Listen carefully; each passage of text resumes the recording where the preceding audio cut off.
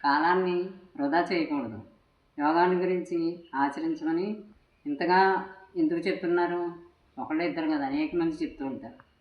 ఒక్క సత్యాన్ని 10 మంది, పలువురు ఋషులు, మునులు, తపస్సులు అందరూ అనేక రకాలుగా ఒక్క సత్యాన్ని, ఒక్క యోగాన్ని గురించి అనేక మంది అనేక రకంగా మనకు బోధిస్తారు. జిజ్ఞాస ఉండాలి, ప్రతిదీ తెలుసుకోవాలి.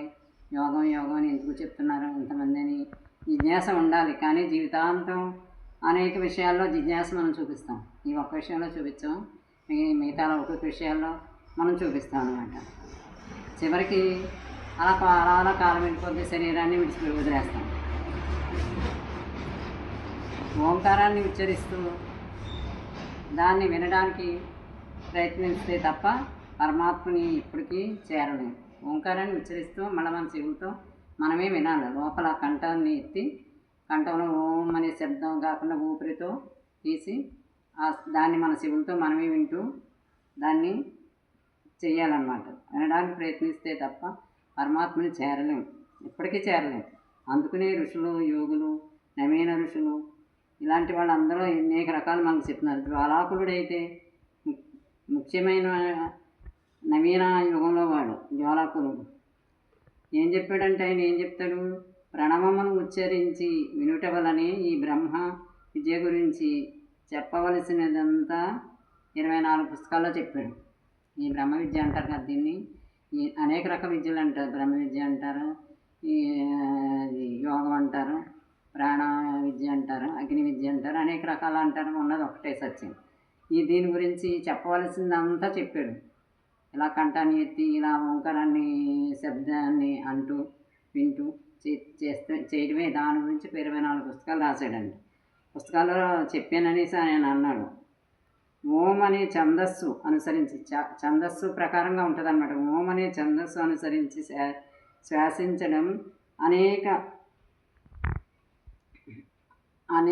మంది దాన్ని ఛందస్సు ప్రకారం ఉన్న దాన్ని అనుసరించి శ్వాసించడం, దాన్ని ఉచ్ఛ్వాస నిశ్వాసాల పద్ధతి ద్వారా శబ్దం ఉచ్చరించడంలోనే శిక్షణ. మనం ఆ ఫీలింగ్ రావాలన్నమాట. ఆ ఓంకారం ఫీలింగు, దాన్ని మనం శబ్దం చేస్తూ అంటాం కదా, దాన్ని విని మళ్ళీ దాని ఎందు ఉండి దాన్ని అభ్యసించి ఆచరణలో పెట్టుకోవాలి. ఇచ్చటే నా రచనల 24 పుస్తకాలు ఏం చెప్పాడు? ఎలాగ దీన్ని ఓంకారాన్ని అనాలి, వినాలి, చేయాలి అనే ఈ 24 పుస్తకాల్లో మనకి తెలియజేయటమే నా లక్ష్యమని ఆయన చెప్పాడు. 24 పుస్తకాలు అంటే మాటలు కాదు. ఒక్క విషయాన్ని 24 పుస్తకాల భాగాల్లో రాశాడు ఆయన. భాగాలు కాదు, రకరకాల పేర్లతో రాశాడు.